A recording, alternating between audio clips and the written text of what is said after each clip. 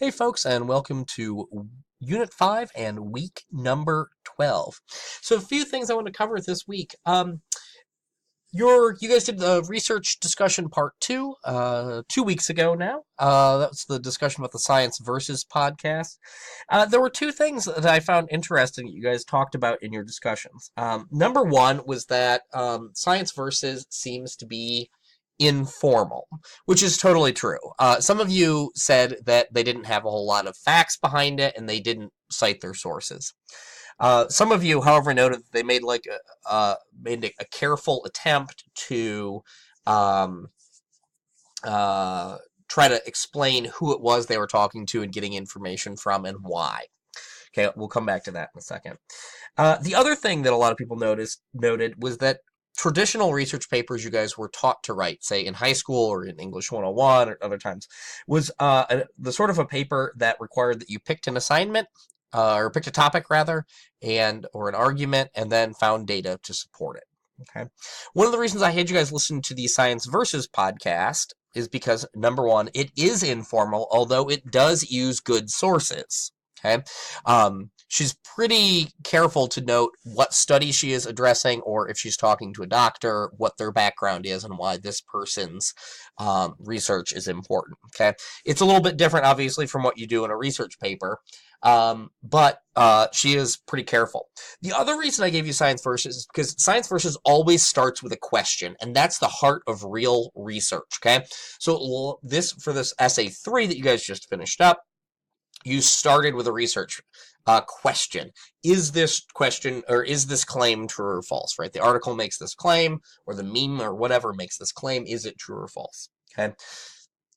My goal here is for you guys to leave the class knowing that research does not start with an opinion, but a question.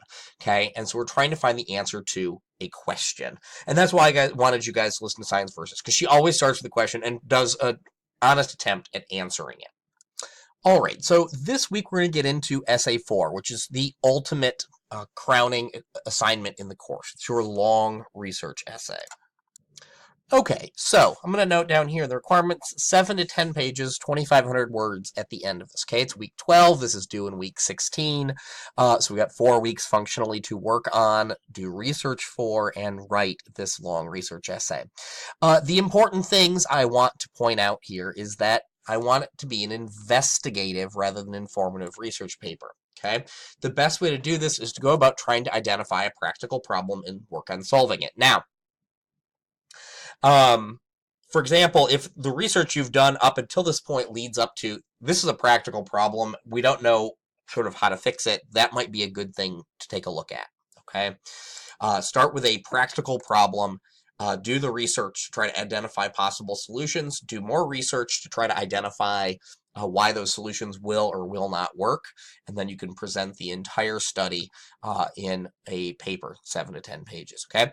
So my hints here. Don't consider topics that are merely informational. How can we stop obesity, or what's the best treatment for lupus? That's a Google search, or at the very least, a very brief conversation with a doctor in those cases, okay? But focus on some very specific issues that need to be addressed. What technological innovation can do the most to decrease traffic fatalities, for example? That's like a very specific, concrete thing. We can look at why people die in car accidents, what sorts of things exist that could reduce those, and which one would have the greatest impact, okay? So there's ways we can, which much like the last paper, you could break the central question down into smaller chunks and move from there. As always, okay, if you've got questions about the Essay 4 assignment, please don't hesitate to let me know. Okay.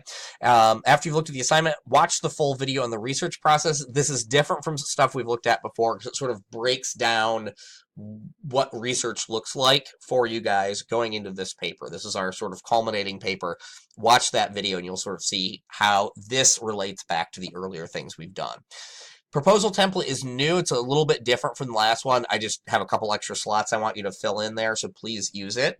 You can submit the proposal. And then finally, the class evaluations. These are the same sorts of things you do in your other classes, your face-to-face courses as well. I just thought it'd be a good week to do it because other than that, it's just sort of thinking about the essay. Okay. I will note, obviously you have till Monday to turn this in as per usual. the earlier you get in, the faster I will give you feedback on it. And if you get feedback on it early, you can move on and start working on things like the research questions. We're going to sort of follow the same pattern we did last time. And so, although this week is pretty chill, if you get ahead and you can move into week 13 early, it's going to sort of make life a little bit easier for you as we move on. Okay? As always, if you have any questions, don't hesitate to let me know.